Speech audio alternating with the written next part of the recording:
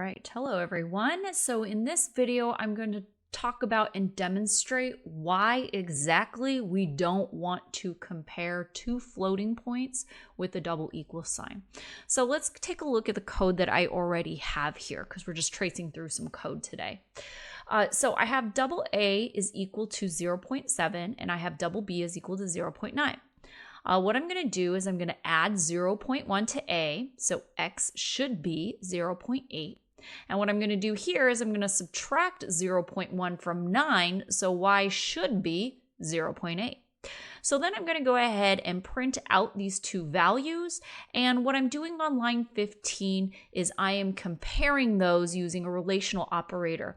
So in theory, I should be getting a 1, which represents true. So let's see what actually happens when I print this out.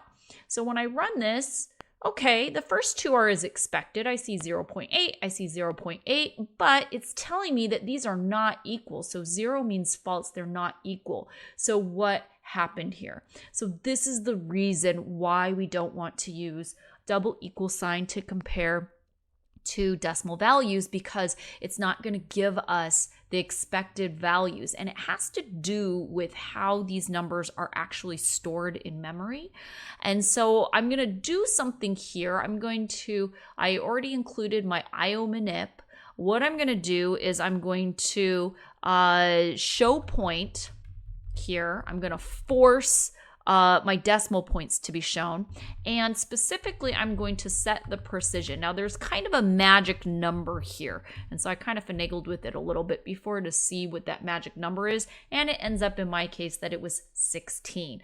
If I put in any number less than 16, it would still show that they matched. But once I say set precision 16, you'll see here, aha, something isn't quite right.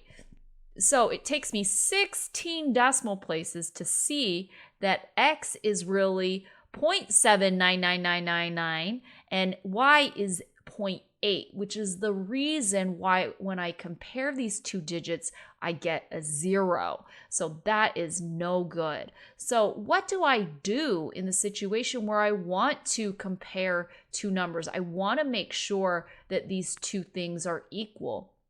Well, what I can do instead is I can actually take the absolute value of these two things, and I could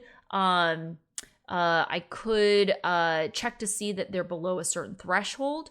Or my other option is to cast them as ints. So I'm going to go ahead and show you both ways because, like I said, you're going to have to know one of these two ways if you want to compare a decimal. So I'm going to go ahead and include my C math in preparation of me having to use my absolute value. So what I'm going to do is I just wanted to print this out before, but I'll actually try it into an if statement. I'm going to say if the absolute value of X minus Y. So what I'm trying to do here is I'm trying to subtract. And so in theory, I should get 0.000, like 15 zeros and then a 1. As long as that's less than 0.000, and I do really kind of need to get in there and do a lot. As long as it's less than that, then I can basically say that they're essentially the same. So what I want to do is see out they are equal. Whoops. A little autofill here that I don't like. So they are equal. So let's go ahead and test this out. All right. And it's telling me that they are equal. All right. So let's also look at the other way that I could have checked this.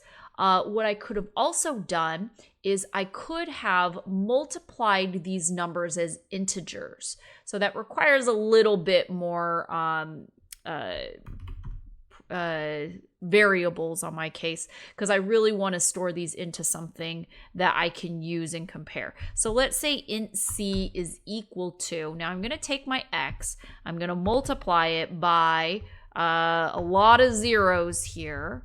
All right. Oh, and I actually have to count how many zeros this time because I'm going to need to keep track of that to make sure it's essentially the same. So I'm going to say 1, 2, 3, 4, 5, 6, 7, 8, 9, 10, 11, 12. Okay, that sounds good to me. So I'm going to multiply it by 12.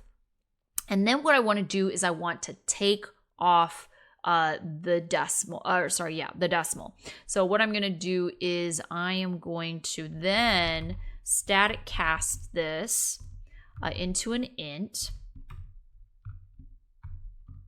All right, and I'm going to do the exact same thing for my y here. So y times, and I'll put the same amount. Okay, so the idea is that I am basically taking everything up into the round off and then cutting off everything after that. And then it is okay for me to compare my integers using a double equal sign. So I'll go ahead and say that, and I'll say they are equal.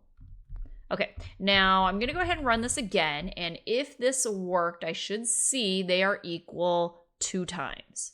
And I see that they are equal 2 times. The first one is the first method that I used by taking the absolute value, making sure that it is below some kind of threshold. And the second way is by multiplying it by a big number, 1 with 12 zeros, and then cutting off everything after, because as I mentioned, I counted 15 decimal places until I caught the round off error. So basically, if I multiply that and I don't include everything, if I kept going with the zeros and went a little crazy, I might include that round off error. So I want a lot enough to distinguish between 2 numbers that aren't the same, but not too many that it starts to include the round off error.